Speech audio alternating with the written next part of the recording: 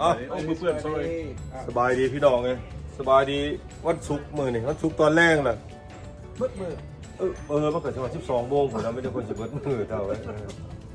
สบายดีไปทั้งผู้ใกล้แล้วก็ผู้ไกลพี่น้องเลยบ่ว่าอยู่แคนาดาหรือว่าอยู่อเมริกาหรือว่ายุโรปเมืองลาวเมืองไทยหรือว่าออสเตรเลียเขาคนน่ะพี่น้องเลยคนลาวมื้อนี้มื้อบ่ได้ไปการพี่น้องจะค่อยเสี่ยวตู้ส่วนจวดว่าซั่นเสี่ยวตู้ส่วนบ่หรือเสี่ยววงส่วนบ่พูดใดผู้หนึงก็ชวนกันล่ะ น้ำกันล่ะ น้ำกัน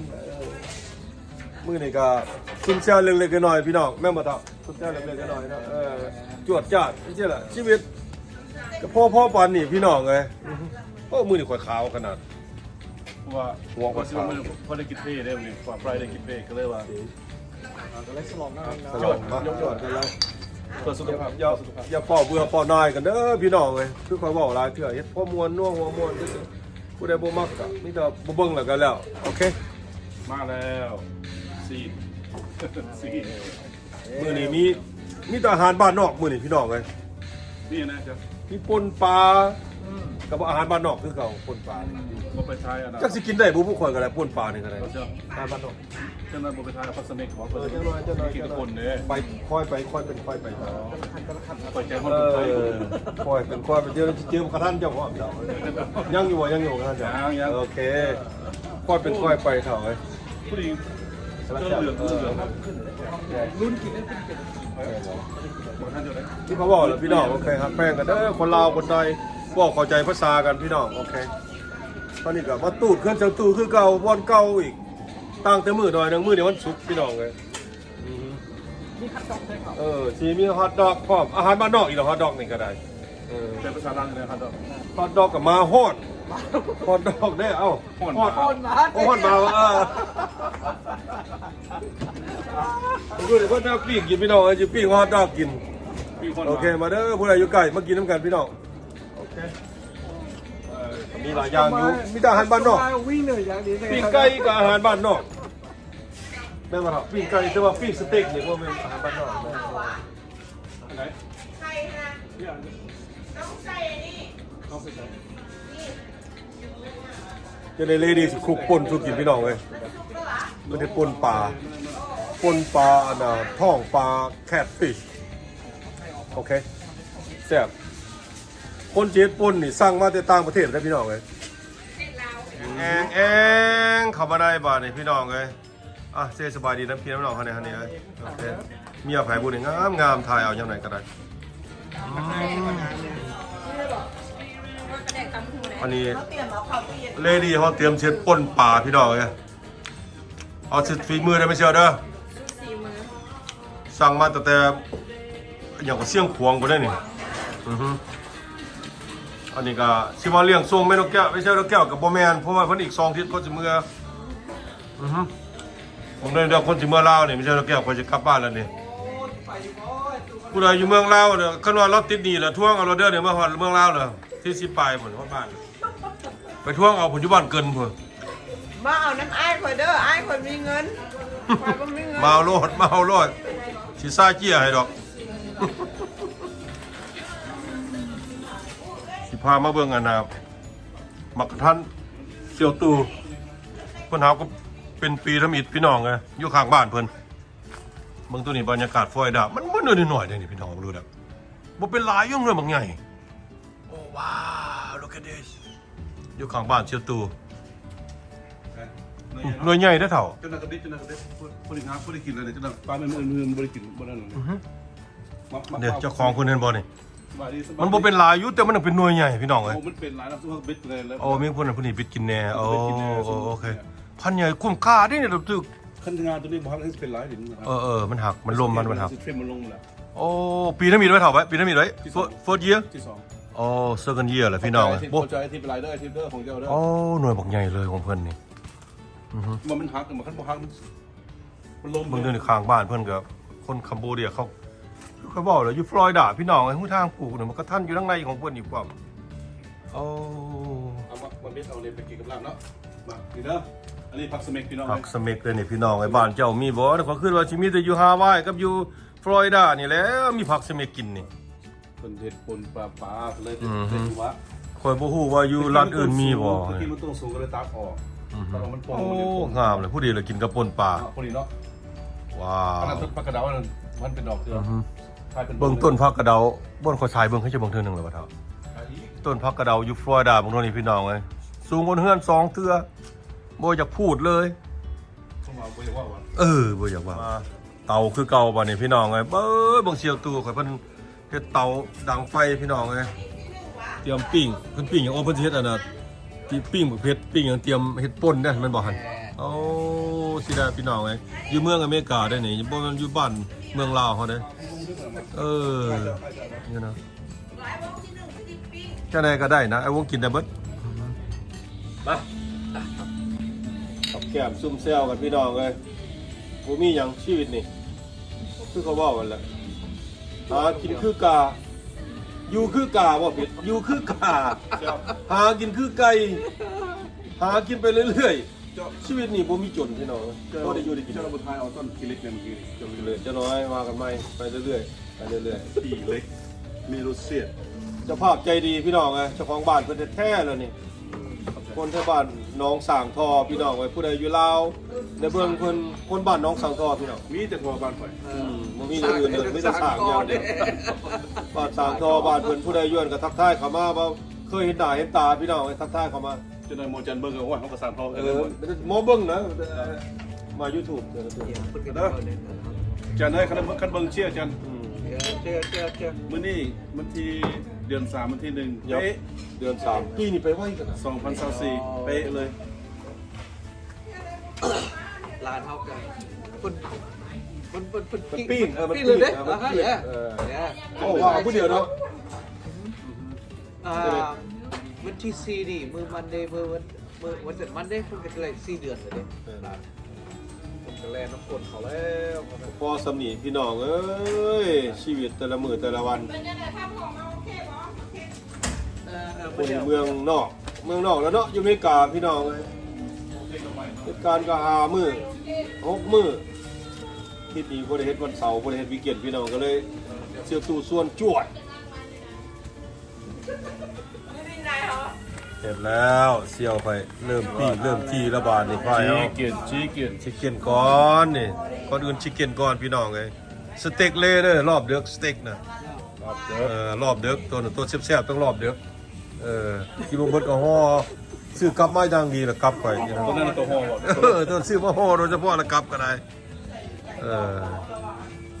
เจ้าภาพใจดีพี่น้องคือค่อยเว้าหั่นแหละผู้ใดมาแซนพิษก็คันอยากมาตูดมาหยังก็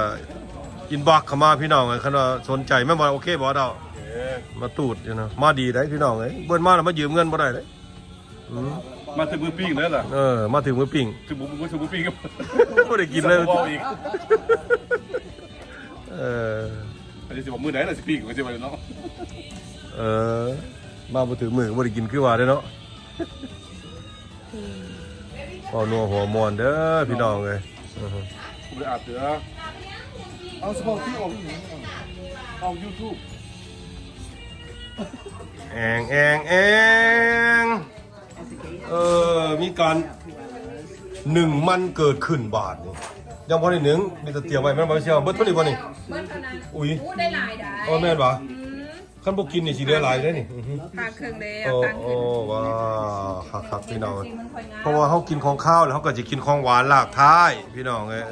ของข้าวก็กินของหวานตาม แม่น เพราะว่าอายุหลายเลยดิ ก็มีปะปายาปอกๆก็มีเด้พี่น้องนี่เด้ปะปายาปอกๆเตรียมแล้วอาหารบ้านนอกก็บ่ฮู้ว่าคนสิกินได้หรือบ่ไม่เชี่ยวอาหารบ้านนอกนี่ ไอ้โอ้กินยาแล้วเศร้า ตัวที่2นี่ปนกับอาหารบ้านนอกอีกโอ้ บ้านนอก จะสิกินได้บ่บูนี่คนก็ได้ ตัวแก้วกินก็ได้เอากลับไว้เดี๋ยวเรา โอ้ยาได้คนลงทุนเอาฝากมาปานนี้ ซื้อมาเป็นแสน คนลงทุนซื้อกลับมาใส่โดยเฉพาะตัวนี้นะ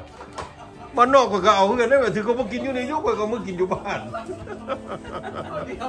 เขาเหนียวกัน1ไว้เพราะว่าเอาข้าวเฮาเมื่อได้นี่เลยก็มันบ่อยป่นนะวันนี้เลยข้าเจ้าเมื่อก็ได้ขอกินก่อนก็ได้ไปละคุณน่ะ เอาบ้านหมดไป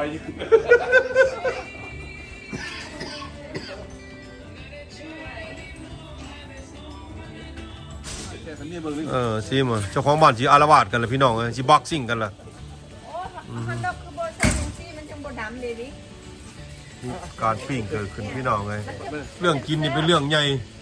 เรื่องตายก็เป็นเรื่องใหญ่คือกันอีกอยู่เมืองฟลอริดานี่พี่น้องเอ้ยเมื่อมันไม่ใช่เรื่องกินเรื่องใหญ่เรื่องตายก็เรื่องใหญ่จัดไปเชียวเอ้ยโอ้เจ้าภาพใจดีขนาดไหนขอให้เจ้าภาพจงเจริญ เอาเมีย คิดเงินให้ได้เมียน้อย เพราะมีสุเมื่อลาว พอเมียสิได้เมืองลาว ก็เลยสิอยู่ผู้เดียว แห้งเหี่ยว เขาก็ไม่ได้งานทำไมตู้อยู่นี่เนาะ แม่นแล้ว กินแล้วก็โพสเฟซบุ๊กอ้างคนบางคนอีก ยกเบียร์เท้าเบิ่งนะ ปิ้งฮอทดอกชิคเก้นแน่พี่น้องไงปิ้งไข่พร้อม ใช่ สเต็กเลยเด้อสเต็กนี่รอบเด็กเพิ่นว่าสเต็กรอบเด็ก เต็กเขายังพันได้เอือบ คือบ่เอือบมันสิยากเอือบเกลือเอือบสเต็กก็มีแต่ใส่พริกไทยกับเกลือซื่อ ไม่กินได้ไหมซะ อ้าวบ่กินแล้วมันก็ห่อเมื่อก็ได้อย่างเงี้ยนะ จงกินเดี๋ยวเนาะ ต้องไปกินนะ กินได้บ่กินได้บ่กิน จะได้ดีใจน้อยคือปลาซิว อื่นบ่มาน้ำอื่นเนาะคันปิ้งมื้ออื่นบ่มาไอ้วงคันปิ้งมื้อแรงไอ้วงสิกินน้ำอย่างเนาะ เออ เอาสิเจ้ากินโลดซั่นไป เฮ็ดขับปุ้นอยู่ ขับรุ่น ต้องได้เห็ดได้ขับปุ้น โอ้ใครแตก เศษไข่แตกพี่น้องเคยได้ยินบ่ไข่แตกพี่น้องบ่คิดว่าไข่ก็แตกซะดอกโอ้ยพอเราคิดว่าไข่ก็แตกก็ตกใจเบิดบางทีนี่ตบโลด ฟ้า โอ้ไปบ่โอ้ สิค่ำแล้วพี่น้องเอ้ยจะเริ่มค่ำแล้วแปลกได้พี่น้องไอ้ฟลอยด์ค่ำแล้วก็มืดได้จังหน่อยนี่ถ้าเบิ่งเด้อนี่เด้อสร้างเป็นบ้านข่อยค่ำจะได้ค่ำแล้วสิเจ้าสิบ่เห็นหรอมืดตึ๊บแล้วนี่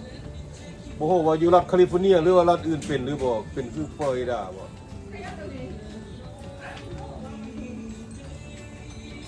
เห็นนัวฮอร์โมนเด้อพี่น้องอย่าซ่ากันบ่มักก็บ่เบิ่งเท่านั้นโอเคพี่น้องโอเค อันยังรู้สึก พ่อได้ โอเคครับ พ่อเบิ่งบัดเฒ่าบัดแก่คือเขาเว้าแหละพี่น้อง ก็ข้าจะมาสุกไปเลย อยู่เมืองเขาเว้าอยู่ฟลอริดาอยู่เมืองแซนต์ปีเตอร์สเบิร์กพี่น้อง เดี๋ยวพ่นมาได้เรื่องพ่นมา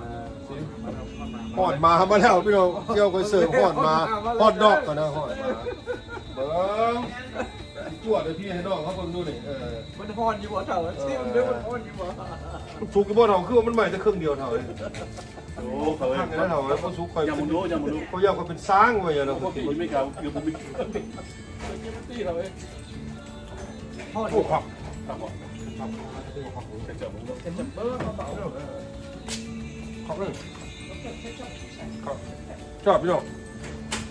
กินมาฮอดเอาฮอดมาก็พี่ มาอ่อน ครับ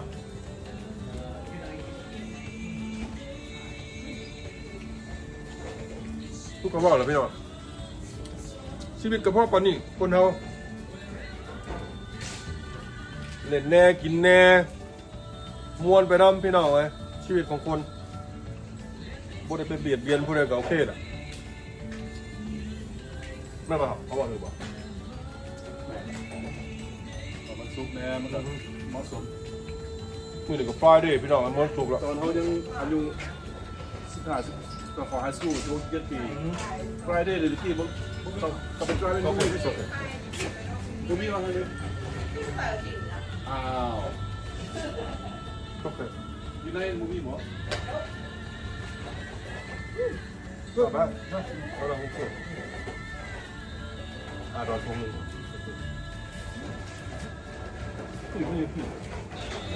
โดนอะไรกัน ดูเสื้อพวกเราก็มีดอกอันนั้นดอนไป ดูจัมโบ้ที่แพงนะจัมโบ้ นั่น จะปิ้งกับมันเข้าเลยมันตึงออกมัน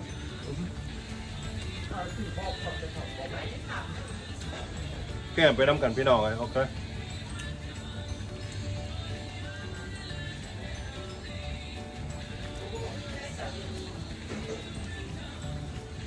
พวกเราบอกแล้วพี่น้องครับผู้ใดลงมาเล่นแถวเมืองข่อยเป็นFCข่อยหรือว่าผู้ใดติดตามข่อยอยากเห็นหน้าเห็นตาพาเม่นเข้ามาพี่น้องโอเคถ้าเขาไปได้เขาก็ไปเจอกันอยู่บ่ได้บ่นึงก็ได้พี่น้องเรากินเบียร์กันโอเคอันนี้ว่าความจริงนะพี่น้องเด้อ นี่จะว่าอย่าพาเพื่อนไปลงแข่แล้วเจ้าเว้ย ไปน้องแก่กับแก่อารวาสแล้ว ถ้าเมื่อวานนี่นะ สมมุติว่าโรงงานเขาจะเทคเบรกนะมันมีน้องข้างๆกันนะ ปิ้งเฮาก็ซุปเกือบเบิดแล้วพี่น้องไอ้ปิ้งเฮาก็ได้แม่บ่ดอกโอ้ครับนี่แก้มเบียร์พี่น้องไอ้ปิ้งแก้มเบียร์ในเรื่องนี้แหละขอบใจเจ้าภาพใจดี เจ็ดเจ้านะ สุดยอดใจภาพใจดี ขอให้เจ้าภาพจงเจริญอายุอยู่จะ200-300 ปีบนเท่าไว้เจ้า โอ้นางจีนหลายได้ตัวนี้ แม่น ผมข้าวอยู่เนาะ2-300 ปี อยู่รถอยู่กินเหล้ากินเบียร์แล้วเฮาได้ก็อยู่โดนไปเลย ย่างเขาสู้เป็นลงเอาเลี้ยงย่างลาเขาสู้เป็นลงหนองแขตายได้เว้ย เป็นอาหารแขกไปเลย เอ้าพอไปละ200 ปีแล้วเขาสิว่าลงไปหนองแขคนเสียได้เนาะเนาะ พอปานนี้พี่น้องเอ้ยชีวิตใครอยากม่วนก็เฮ็ดเอาเองพี่น้องเอ้ยใครอยาก enjoy life yes อันนี้สมพรกับยูฟลอริดา ถูกต้องครับ เดือน3วันที่1 2024 ยับเดือน3แล้วปีนี้ไปไวขนาดเดือน3แล้วเขามาย่าง ก็ปีใหม่ลาวได้นี่จังหน่อยนี่ ยับ เดือน4มาปีใหม่ลาวได้นี่ ปีใหม่ลาวบ้านข่อยวันที่6ที่7เด้อพี่น้องอยู่เมืองแซนพีทพี่ ท่านสนใจก็มาเด้อคันมีเวลา แม่นล่ะผู้ใดคิดว่าลงมาเล่นแถวออร์แลนโดมาถึกวีคนั้นอยากเลยลงมาเล่นบุญปีใหม่บ้านข่อยก็เฮียนเซินเด้อพี่น้อง อยู่แต่ว่ากับ ก็สมข่อยกับเดือน4วันที่25ก็จะไปเล่นเนาะ ไปเมืองเท็กซัสจะไปขี่ปืนยิงหมาพี่น้องเอ้ย ปืนยิงมาก คาร์บอยเด้ ต้องไปขี่เลยเขา ที่ ขี่ บ้าน ปื ยิ น ง นะ ปืน ขี่ม้ายิงปืนบ่ผิดเด้อเอา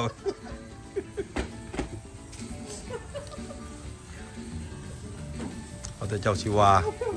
ถ้ามันมีม้าให้ขี่อยู่แถวนั้นผมกล้าขี่แล้วผมพยานมาพา ผมว่าอยู่ฟลอริดาได้ขี่แต่คนเลยบ่มีม้าขี่อยู่ดิขี่แต่คนอยู่ฟลอริดา อันนี้ปีมือบ่นะใหญ่ปีมือละเนาะปีมือละ เริ่มค่ำแล้วพี่น้องเอ้ยแม่ว่าตู้เท่า เริ่มละ เจ้าตู้คอยปิ้งฟินิชล่ะเอาแบบบ่ให้เหลือเลยพี่น้องเอ้ยกินบ่หมดก็ให้แมวกินเท่านั้นว่าซั่นเด้ซ้ำไปละซ้ำไปละ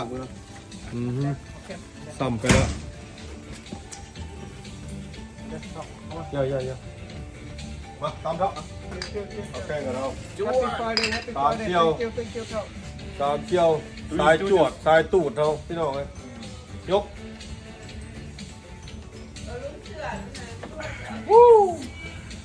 บ่อยากพูดเลยพี่น้องเอ้ยบ่อยากพูดเลยมาไก่มาดิแกมไก่เขาทำ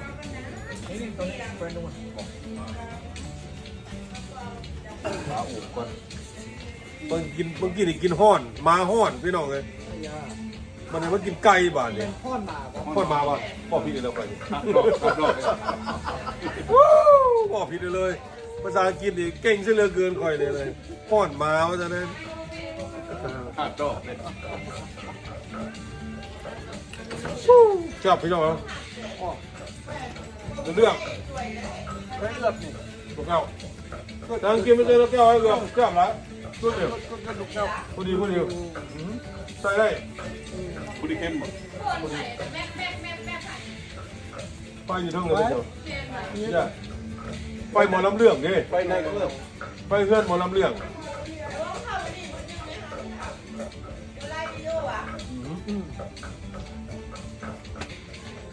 เดี๋ยวพี่น้องได้มาปิ้งไก่ซอยได้นี่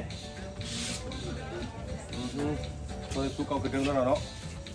เดี๋ยวผมสุกปลาไปดูมันยังไงบ่ของแค่พี่น้องเอ้ยมาเด้อคุณอายุใกล้อยู่ยังกันพอได้กินอาหารลาวนะพี่น้องมีปิ้งมีจีเนาะ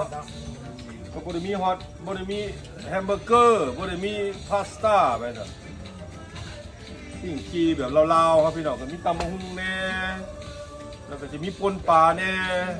มีอาหารบ้านนอกพี่น้องก็บ่ฮู้ว่าคนสิกินได้หรือบ่คนก็บ่ฮู้ดัดจริตอีกค่อยก็ได้ จะรีบโตได้เลย เล่นต่อดัดจะลิฟต์พี่น้องเลย จะขอบ้านละเอาเข้าได้เงิน เจ้าของบ้านว่าให้กินน้ำมันยุ่งเลยข่อยเนี่ยเจ้าของบ้าน สอดไฟหน่อยเนาะแดงจึ้งคืนเลย แพงแล้ว ของแท้ของแท้สุดยอดสุดยอดคือก็ว่าแหละพี่น้องชีวิตคนเฮามันก็บ่ได้มีหยังพี่น้องแนวแนวมันสิม่วนแนวมันสินัวหัวม่วนก็เฮ็ดเอานี่เป็น YouTube เพื่อนพี่น้องไงคนก็เฮ็ดบ่ได้หวังเอาเงินเอาคำนั้นเนาะเฮ็ดเพราะม่วนนัวม่วนเฮ็ดกับหมู่กับเสี่ยวไปซื่อๆพี่น้องใครเฮ็ดก็ได้เด้อพี่น้อง YouTube นี่ดีเด้อนึงเฮ็ดไว้เบิ่งพี่น้องบ่ต้องเว้าโอเค เอาลูกหลานเบิ่งซะ เนี่ยอันนี้แนะนำให้โยเคทำจะมากันพี่น้องไปเฮ็ดก็ได้มีแต่ทายแล้วก็มาลงให้หมู่เบิ่งจังซี่ถึงหมู่บ่เบิ่งเจ้าก็เอาไปเบิ่งเจ้า5ปี10ปีทั้งหน้าก็ยังเบิ่งได้อันนี้บอกถามสิแล้วเขาลงกันมาเท่าคุณละ10ปี5ปี10ปีผมแล้วนี่เจ้านี่เขาโอ้มึงเลิกเขาแป๊กเด่นเป็นมาเท่ามันว่า ว่าผมก็ยังมีเหรอ เดี๋ยว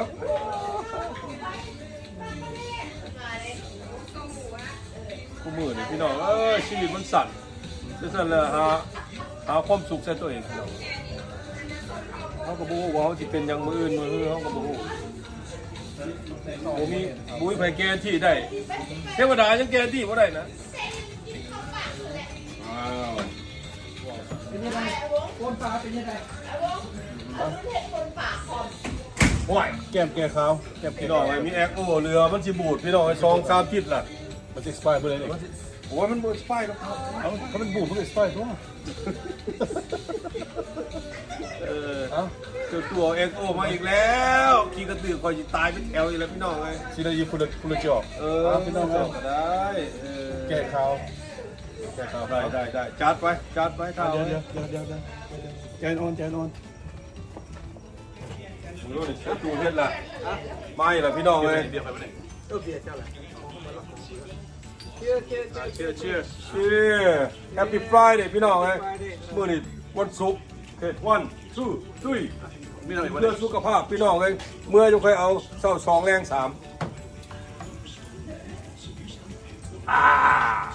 ตึกเลยตายเป็นกองเลยนะ มาเขาอธิบาย พี่น้องเลย อันน่ะ ขี่กระตือตายเป็นแถว อันน่ะอธิบายให้ฟังเมื่อกี้เป็นว่าซัก2แรง3นะเพิ่นยกเมื่อกี้น่ะโมเมนต์วันแนวอื่นนั้นบ่เข้าใจผิดนะเจ้ากินยาได้น่ะกินยาได้ เจ้าจะขายหนาคอยนะ กินยาได้ สีเซียวตู้มันเซล my face ล่ะมันเซล my face นะ บางคนว่าโอ้ซัก2แรง3 เก่งเนาะ เก่ง เก่ง แรงสั้นได้กินยานะพี่น้องเนาะ1 เบาหวาน เบาหวานไขมัน ความดัน ความดันอีกอะไรแนวเนาะ ยาประสาทอีกพี่น้องเลย โอ้ยโอ้ ระงมบ่เด้อ มียาประสาทอีกพี่น้องเลย นั่นแหละพี่น้องให้เข้าใจแล้วพี่น้องเนอะเดี๋ยวไปขึ้นในอื่นนะมาเศร้า2แรง3นะ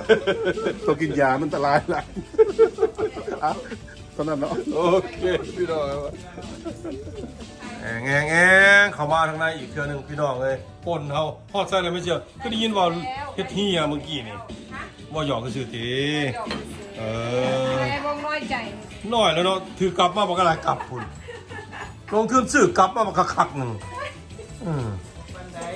บ่ปานใดสีไม่เชื่อขอเฮ็ดป่น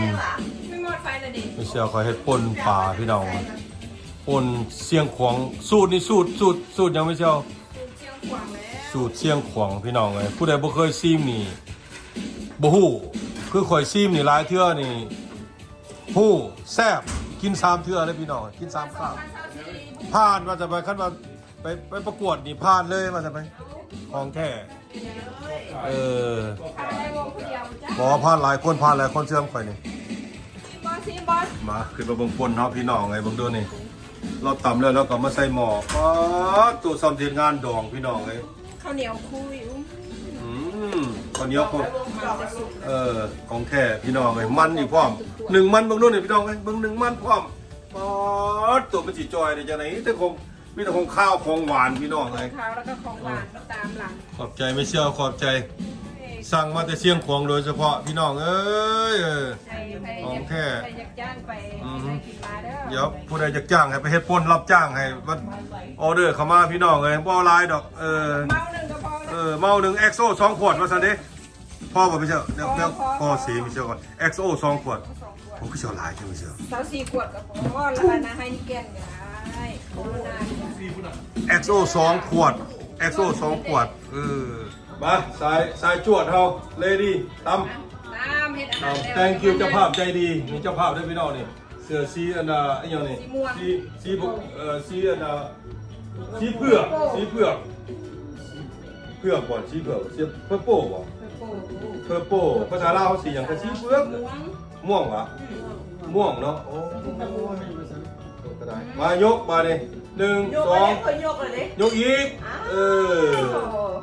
สายจวดพี่น้องเลยแมวก็ทาจะพัดที่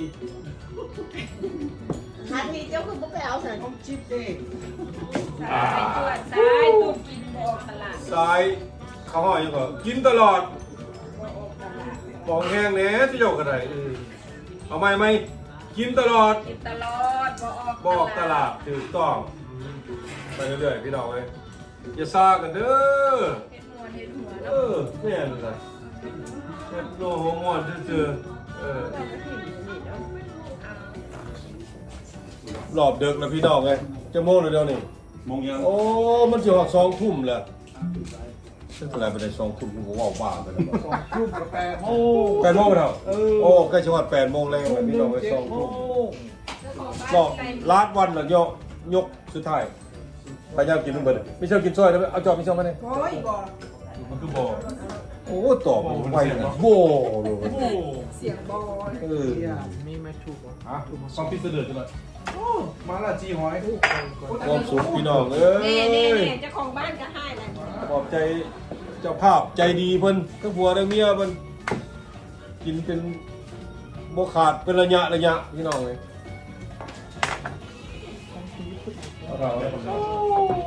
ดีเด้อเลยพี่น้องนะกินเหล้านี่ขี้กระตือกบ่มีเลยจะว่าซั่นว่าสิเด้อกินเหล้าเด้อ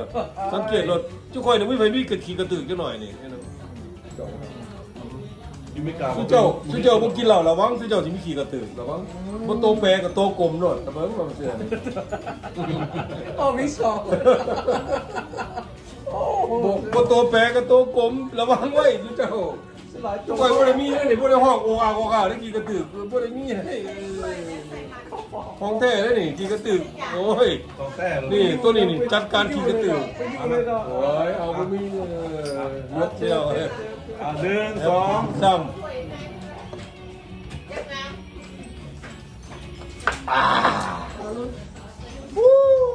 บ่อยากพูดเลยพี่น้องเว้ย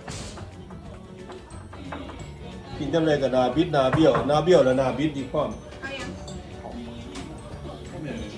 เจียว อาหารมื้อนี้นี่ทหารบ้านนอกคือเขาเว้าแล้วพี่น้องเว้ย ลูกแก้วมันหมัก โอ้เลยยืนเดิน มันจะไปเบี้ย แต่ก็เล่น กลับไปหา อันนี้เสียหายพี่น้องรอบเดิมนะนี่เมียข่อยเตรียมจะกินไก่แล้วเตรียมแล้วสิกินข้าวแรงพี่น้องเลยชิคเก้นแล้วก็ป่นปลาพี่น้องมาดูนี่มีทั้งป่นปลาโอ้ขมกขอบใจไม่เชื่อให้ป่นปลาแล้วก็เป็นยังไงแน่นี่หนึ่งมันเนาะไปยังไงฮอดใส่ไม่เชื่อเอ้ย ล้างจะออกหม้อ หนึ่งมันกำลังออกหมอใช่ไหม เต้นออกหมอกเลย จะเต้นออกหมอกระเพาะซ้ำนี่พี่น้องเอ้ยชีวิตพี่น้องมาโอ้มันมาเลยไม่เชื่อคนไม่เชื่อก็ย่อมันมาโปเตโต้สวีทโปเตโต้พี่น้องนี่แหละบ่าวไม่ใช่เลยสมิธอะไร เมื่อก็กินยาแท้2 เม็ดก็พอละ2 ยาก่อนสินอนเบาหวานแน่ไขมันแน่กันนอน เซลกินหมด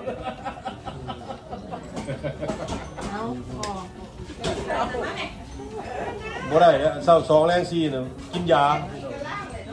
มาตามมาทำวะตู้ล้างปาก ที่เมียนให้ดอกไปนอนตากัน เจ้าของบ้านนะที่นอนได้เดินพุ่นนะเจ้าของบ้าน 7 โมงนอนแล้ว นะที่นอนอยู่โดนบ่นี่เจ้าของบ้าน เสียวจะบอกเพชรนะเสียว โอเคโอเค เมียเจ้าของบ้าน มีอะไรเจ้าโอ้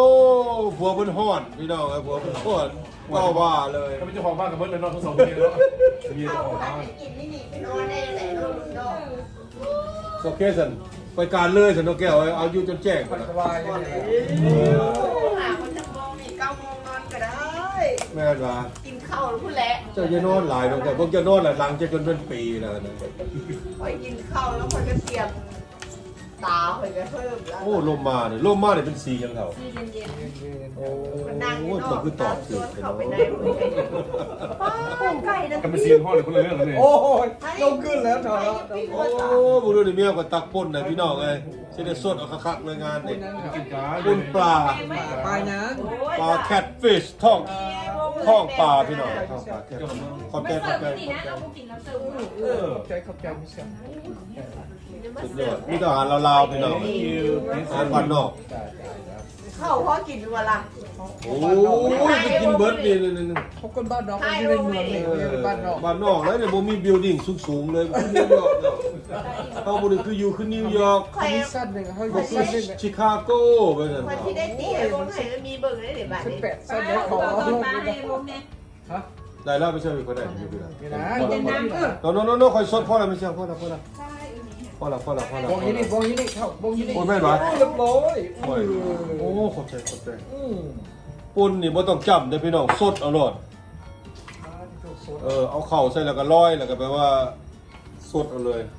ดูเซียนเที่ยวมาดูเซียนเที่ยว อู้นี่ยังไง มันเสียเวลาเนาะ หลายแล้วไม่ใช่สิหลายบ่บดเขาบ่บด บ่เบิดหวะตอนมันเดเอาอี โน่ ตอนนึง โน่โอเคไม่ใช่เอาไว้เอาพอเมื่อดีกว่านี่ แสดงไป เอาเมือง จ เอา ง เมือง ไว้หอ หม้อเอาเมือง ต้องไว้ห่อนี่นะ แล้วจงไว้หอ โอ้กูสร้างคนรู้จักใจกูดิ อุ้ยยายเลย สร้างได้คนรู้จักใจ เก่งใจก่อนแล้วเอาไปหอไม่หอ เอาโน่มาพี่น้องไงผมบอกขอบใจเด้อคนที่ติดตามพี่น้องไง FC หรือว่าคนที่เข้ามาเบิ่งเด้อพี่น้องเด้อ เมียยังบอกอยู่ ถึง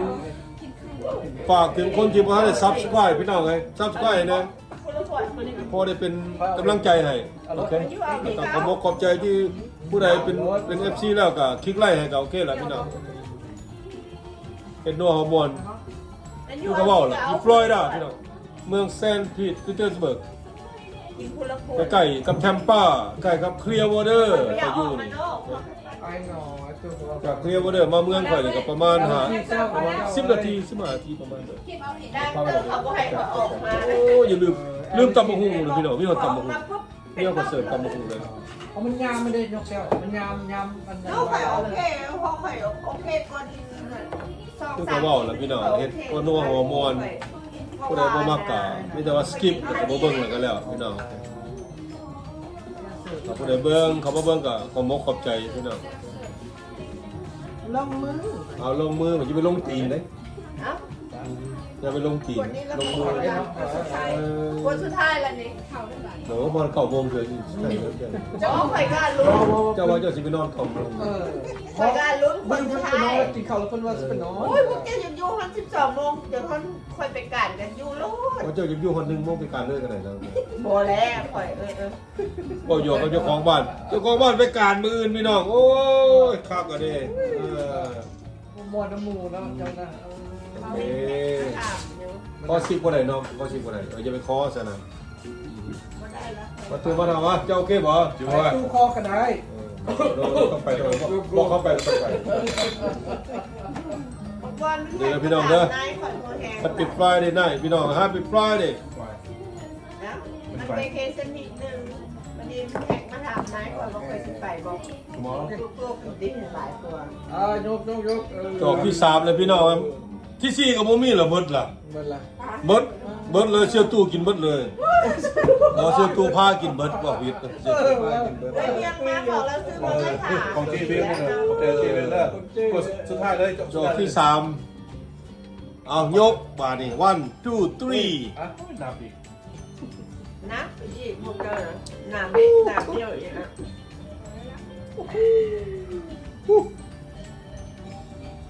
ครับพี่น้องเลย มีความรู้สึก พ่อปานนี่คือเขาเว้าล่ะพี่น้องเลยชีวิตของคนมันก็บ่ได้มีหยังโอเค อิ่มนะ เนี่ยมีหายใจนะมีแต่หายใจมีแต่หายใจมึงเลยดีเขากินข้าวแซ่บบ่นี่เบิ่งนี่โอเคบ่ปนปลาโอเคบ่ แซ่บ แซ่บบ่ตำหุ่งเด้โอเคบ่ แซ่บเพราะว่ามันนี่ตำหุงเบิดมันนี่ ตำหุ่งนี่เบิดเลยเพราะว่าตำหน่อย กิน ทำหน่อยเพราะว่ายังเหลือแต่ละเดือนเหลือ ไม่ยังแน่ของเขาบ่ได้กินเนี่ยมีแต่หนึ่งมันแต่บ่ได้ต้องเด้อ นี่ ผมดูนี่โอ้โปเตโต้พี่น้องเอ้ยเป็นนัวหมูมวนเด้อพี่น้องเอ้ยเดี๋ยวพ่อสามนี่พี่น้องเอ้ยความสุขของคนเล็กๆน้อยๆมาทำเป็นสี่พี่น้องข้าวบ่ครับสีของหวานของข้าวของมันของหวานของข้าว ฮะ ของเมาบ่ได้ของหวานบัดนี้โอ้โหกำลังเราก็ได้เบิดหลายจ่อ สาว จะ เก่า ต้อง เลย เอาของเมาก่อน โทษเด้อพี่น้องได้เว้ากำลังน่ะเบิดหลายจ่อเลย จะจบแล้ว จะได้นึ่งใส่ตุ๊กตาต้องได้เอาหมอน สาวเบียร์กับ3 เบียร์มันกลายแล้วเบียร์นะมันกลาย3แล้ว ความสุขพี่น้องเอ้ยกระเพาะปานนี้ คนอายุยั โอง เคผู้ใดอยากได้ความสุขก็เฮ็ดเอาเองพี่น้องเอ้ย เอาดีนึงว่า มันจะสามเถื่อ เออ โอเคยกครับมา โอ้ย จวดสายจวดเฮา สามเถื่อ ขอบขอบใจเจ้าภาพใจดี ขอบใจ แม่บ่เฒ่า thank you sir thank you thank you Mr. Lokel อย่าพอไปนอนเด้ thank you กันได้ย่าเขาจะให้ได้ขอ เจ้าภาพปฏิบัติการ จะหน่อยอะไรเนี่ย เฮ้ยขอบใจจะว่าขอบใจดีเขาจะให้ได้ เขาจะให้ผมด้วยเด้เขาจะให้ผม แล้วเขาหมดไฟเลยเขาจะให้ อันนี้ลูก แต่เจ้าภาพใจให้ที่มอดไฟปากันพี่น้องเลยเฮ็ดปานเนี่ยข่อยก็บ่มาเฮือนเจ้าจักเทื่อแล้วนั่นก็ไปมอดไฟปาข่อยละโทรอย่าโทรหาข่อยเลยนั่นน่ะโทษกับพ่อบอก โอ้โทรก็บ่รับดอก แต่ไปซิ่วกันเนาะตาย คนตายยังเครื่องหม้อมันบ้านไหนปั่นกันกลับก็ซื้อมาหัวแดง แม่มาล่างก็บ่ครับล่าง เอารุ่นล่างเลย ไปอยู่ขอบใจที่สุดกับตัวนี้ดีเด้อกับตัวนี้เด้อ ดีกับพ่อเสร็จแล้ว มันบ่หาย กับตัวได้บ่ดิ มาแล้วก็ได้เนื้อหมดได้ดีแล้ว เอาเป็นไงเนี่ย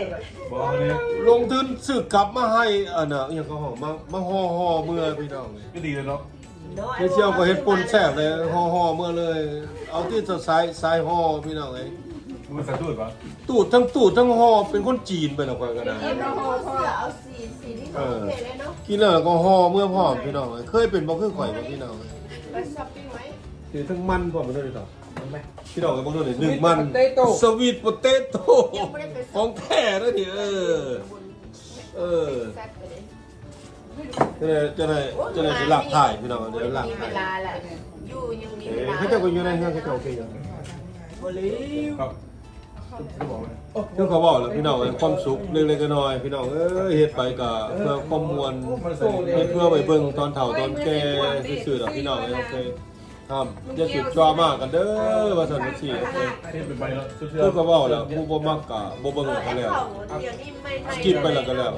เรื่องขายอยู่หน้าเขื่อน ผู้ใดเบิ่งผู้ใดเข้ามาติดตามก็ขอบมกขอบใจบ่ว่าเป็นเอื้อยเป็นอ้ายแล้วเป็นลุงเป็นป้าแล้วเป็นหมู่เป็นพวกหรือว่าน้องนุ่งขอบมกขอบใจพี่น้อง อันนี้ธรรมศาสตร์ สลัด เขาบอกแล้วอยู่ฟลอริดาพี่น้องอยู่เมืองเซนต์ปีเตอร์สเบิร์ก อันนี้ก็สี สลัดกัน เมืองเขาอยู่นี่เขาจะบอกก็ โมซอเวียต เป็นบ้านนอกไปได้แบบนึงก็ชื่อว่านอกกับบ่แม่น บ้าน พี่น้อง เขาเอ้ย แม่นบอกคนบ้านนอกนะ แม่น บ่แม่นบ่ ปอ พวกเขาบอกผิดนะ ได้ คนลาวอยู่นี่ก็หลายพี่น้องคนลาว เบียดกันหลาย คนเบียดคนเบียดหลายคนเบียดหลาย